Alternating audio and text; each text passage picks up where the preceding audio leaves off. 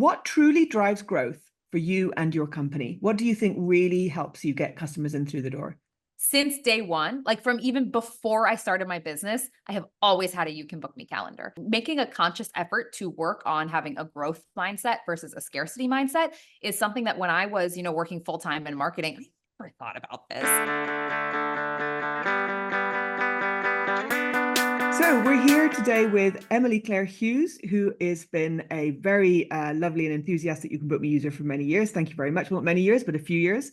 And she's agreed today to be on our customer showcase. Thank you so much and welcome, Emily. Thank you. I'm really excited to be here. I'm a big YouCanBookMe fan. Well, why don't we start off with telling us a little bit more about what you do and what your business is? Sure. So about 2.5 years ago, I started my own business, mainly concentrating on copywriting for female founders. So for the past 7 years in general, I have been in the copywriting, marketing, influencer communication space, working with different companies in full-time positions. And then about 2.5 years ago, I really thought, okay, I want to have more impact. So 2.5 years ago, I went out, started my own business, have absolutely never looked back since. It's just been amazing. And right now, like I said, I mainly work with female founders doing copywriting, and I also have an email marketing club for small business female founders. So what is the problem you would feel like you've fallen in love with? These small business female founders have incredible ideas, but they don't have enough time and they don't have enough resources to be consistent with their marketing. And if you see, it's the people who do have these unlimited resources and access to agencies where money is not an option. They become more successful because of the consistency. But I just saw that email marketing is one of the most cost-effective marketing channels that's out there. So people who have limited resources, why wouldn't they start doing this consistently? That's the problem I'm solving. The problem I'm solving is that if you are not in my 10K email club and you're a small business female founder, you're probably not sending weekly emails and you're probably not seeing sales because of those emails. And that is the problem that I feel like I'm solving because I basically fix all of that in one. What keeps you up at night? What are you working on right now? What's worrying you at the moment about your business and how you need to develop it? I think the thing that keeps me up at night is just not knowing whether or not I'm making the right decisions. And I find that to be the most isolating feeling as a business owner because there is no boss telling you what to do. It's me. And yeah, I have some contractors and some team members, but it's nothing compared to everybody comes to me at the end of the day for the decisions. And I think if you've never been in that position before, it can be really overwhelming. So I find that keeps me up at night. And I think the other thing, it's kind of factored into that is just that I want so desperately for this to just keep being successful and to keep growing. My parents are some of the most hardworking people I know, and they worked so hard to make sure that they, were a step above how they grew up. And they gave my sisters and I every opportunity to make sure that we were a step above that. At the end of the day, the thing that keeps me up at night is just making sure that I get to continue that legacy, that I'm never taking a step back. It should always be a step forward. What have you learned recently in your last 2.5 years that has really made a big difference in the way you're running your business? Something that I really accepted that I needed to work on after reading a bunch of business books and doing research was my mindset.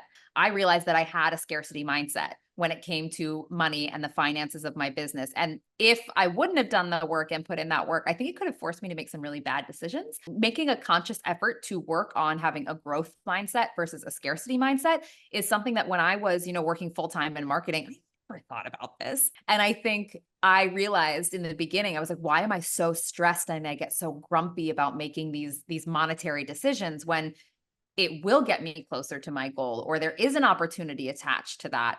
And that has been a big thing that I have worked on. It is something I could talk about all day long. But I think for me, it was really that scarcity mindset versus growth mindset. The way you run your business, what is the tool that you were told, oh yeah, this is great, use this tool, and you started to use it and never look back? And then what is the tool that you've adopted since then that you would recommend? Google Docs is my ride or die. Also because I'm a copywriter. So sorry. I think for me, it's that's just the most basic answer ever. I love Google Docs. I'm obsessed with Google Docs. I use Google Docs probably at least 7 hours a day. I am always in Google Docs. So Google Docs is my ride or die, was in the beginning, still is. I think a software solution that I came to love and wish I would have started with sooner is Flowdesk.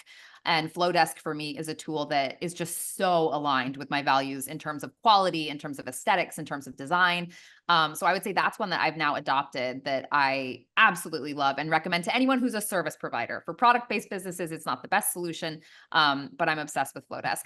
Caveat here though, and I feel like I know we're talking about YouCanBookMe, so of course I have to say this, but since day one, like from even before I started my business, I have always had a YouCanBookMe calendar. Yay. So that is something that I feel like I genuinely recommend to people and has just been there since day one. What truly drives growth for you and your company? What do you think really helps you get customers in through the door, clients? The relationships I form with my clients, for sure. Because I think almost every single client I've gotten in the past year and a half to almost 2 years has been word of mouth or referrals or people just organically mentioning me on their Instagram as being a human who has had such an incredible impact for their business. Like my name is my business. So my reputation is everything. Like I pride myself so much on making sure that if I'm working with somebody, I immediately have an impact with them, right? And they know I'm rooting for them beyond the confines of our contract. And I've seen that that's just been something that has continuously led to organic testimonials coming from people that I never asked for. You know what I mean? People forwarding my emails to other people and saying, oh, you have to work with this girl. And I think that's truthfully what's been driving my business. How do you feel about conferences, marketing conferences or copyright conferences? How do we feel about conferences at the moment, given the fact that we learned how to stay home for 2 years? I am not the biggest fan of conferences in the sense that I've only been to a few.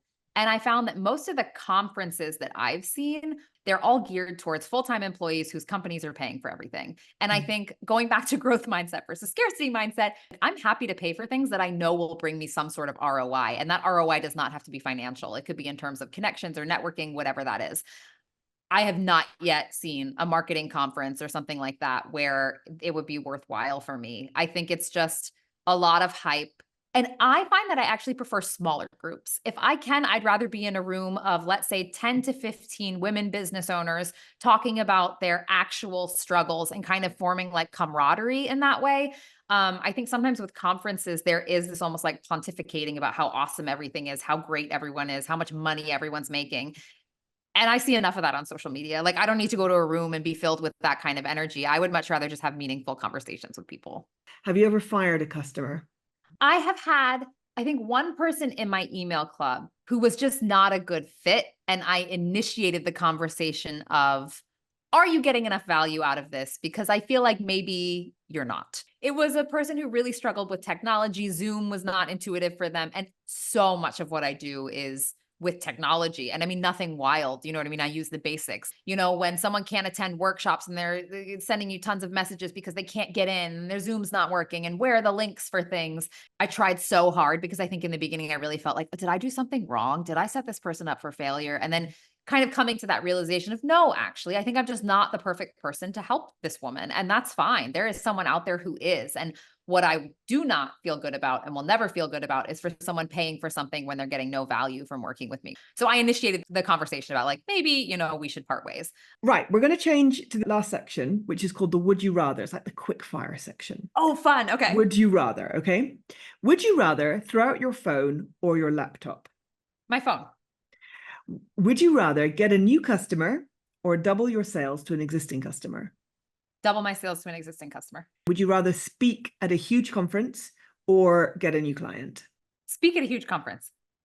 You're like, this makes no sense. Because full of people have been paid to be there by their own companies to hear you. I see. It's good. Fine. Would you rather work with a team of experts or passionate learners? Passionate learners. And would you be known for product quality or customer service? Product quality. Tell me about that then. Because I think at the end of the day, if it were to be like a customer service issue, I could see it being a time issue. Maybe I don't have enough time to give people the answers as fast as they need, but I can work on that and I could hire somebody to help me with that. Whereas like if there's a quality issue, that means that I'm doing something wrong. Okay. And so tell me a bit more about some of those questions then. So you would rather double your sales than get a new customer. You would rather speak at a huge conference and make a new sale. So when do you prioritize getting new customers then? Yeah, you're like, so does your business grow? No, I've just seen that if I can get somebody in on, like, let's say one of the lower ticket services that I offer, right? If they like working with me, the potential of me working with that customer again in the long term is endless. And I think for me, why I like that is it is validation of the relationship that we have, the quality of the work that I'm doing. So I think for me, if I get, you know, a client for 3 months and then they're gone, I feel like I've done something wrong, right? Almost all of my clients that I've had have been with me for years. And I think I pride myself on that because it means I'm doing something right, right? So would I like to get new clients in? Yes, 100%. And I do, you know what I mean? I do my own marketing, and there are times when I need to get new people in the door. But to me, a repeat customer is the biggest compliment you can ever have as a business. Well, look, that wraps it up. It's been wonderful hearing from you, Emily, about how you run your business. You know, I'm jealous of all of those people in the 10,000 email club. I know that people will find how to get hold of you in all of the links as well. But thank you so much for your time today. Thank you, Bridget. It was awesome.